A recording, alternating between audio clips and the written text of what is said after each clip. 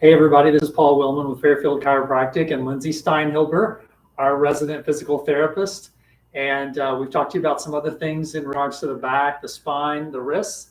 And today Lindsey's going to share with us what? We're going to look at standing posture. All right. We all need to work on our standing posture. We all tend to slump down from sitting at the computer all day long. So Lindsey's going to give us some tips, helpful tips. Take it away, Lindsey. Thank you, Paul.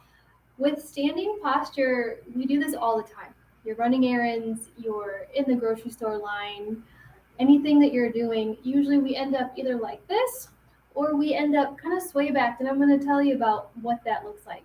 We're going to start to piece together what it looks like to put everything in good alignment to let your muscles work automatically instead of having to think about getting them to turn on. As you stand sideways, we want to think about the body in a couple different blocks. We want to think about pelvis block, stomach block, and rib cage block. Ideally, or usually, we're kind of like this. Our shoulders are backwards, our rib cage is backwards, our belly is forward, and sometimes our pelvis is just kind of in between. We want to stack them all together to get the core muscles to turn on without really thinking about it.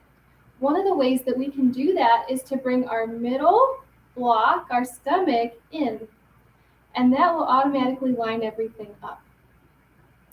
The other way to think about it, if that doesn't work for you, is thinking about doing a mini crunch from the top, from the rib cage, and that will align it too. So hopefully you can see that as I'm sideways. Think about just noticing your posture when you're standing in line somewhere, or when you're up and cooking doing something at home.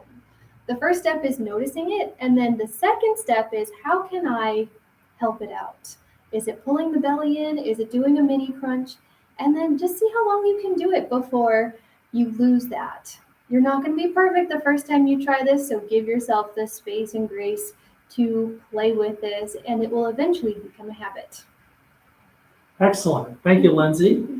And if you're having any troubles with that, if you try that at home and you're struggling with it, come visit Lindsey here at Fairfield Chiropractic, and she'll walk you through it nice and slow and figure out what you need to do to fix those problems. Right, Lindsey? Absolutely. All right. Great talking to you all today. We hope you have a great weekend, and we'll see you next week.